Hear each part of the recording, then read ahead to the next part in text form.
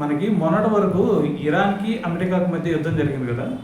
అయితే మరి దీంట్లో ప్రెజెంట్ సినారియో గనక ఒకసారి చూస్తే మరి 2 దేశాలు కూడా అటాకులు చేసుకోవడం ఆపేసినాయి. అంటే ఒక రకంగా చెప్పాలంటే సీజ్ ఫైర్ ప్రకటించుకున్నాయి. అయితే మరి ఇప్పుడు ఇంకో పక్క నుంచేమో శాంతి చర్చలు జరుపుతా ఉన్నారు. మరి ఈ శాంతి చర్చల్లో కొన్నిటికి ఓకే అంటున్నారు, కొన్నిటికి నాట్ ఓకే అంటున్నారు.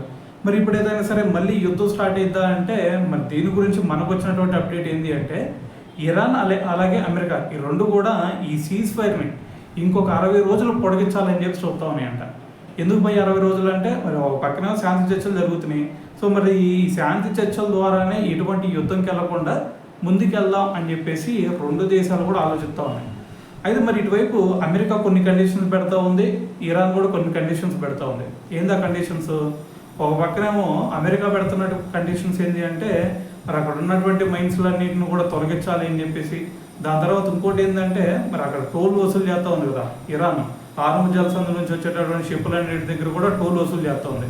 సో కాబట్టి అమెరికా కోరుతుంది ఏంటంటే మీరు ఈ సీజ్ ఫైర్‌ని పొడిగించాలన్నా, మీ మీద అటాక్ చేయకూడదు అన్నా సరే మీరు ఏదైతే అక్కడ టోల్ వసూలు చేస్తున్నారో ఆ టోల్‌ని వసూలు చేయకూడదు అని చెప్పేసి అమెరికా కండిషన్ పెడుతోంది.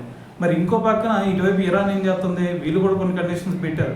సో ఒకటేంటంటే వాళ్ళు మరి ప్రపంచ బ్యాంకుల్లో వీళ్ళ నిధులు ఏవైతే సీజ్ చేయబడినాయో సో వాటన్నిటి కూడా విడిపించాలని చెప్పేసి ఒకటైతే, ఇంకో పక్కన వచ్చేసరికి ఇరాన్ ఆయిల్ మీద ఎటువంటి ఆంక్షలు ఉండకూడదు, వాటన్నిటిని కూడా తొలగించాలి అని చెప్పేసి ఇరాన్ కోరుతూ ఉంది.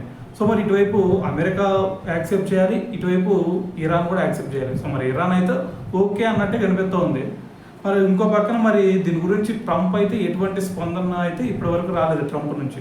సో కాబట్టి మరి ట్రంప్ నుంచి ఈ స్పందన ఎప్పుడైతే వచ్చిందో సో మరి సీజ్ ఫైర్ కంటిన్యూ అవ్వాలా 60 రోజుల వరకు, లేదు అంటే ఇద్దరి మధ్య మరి శాంతి చర్చలు ఎక్కడితో ముగిసిపోయి మళ్ళీ అటాకులు చేసుకోవాలా అనేది మరి ఇప్పుడు ట్రంప్ డెసిషన్ మీద ఆధారపడి ఉందన్నమాట.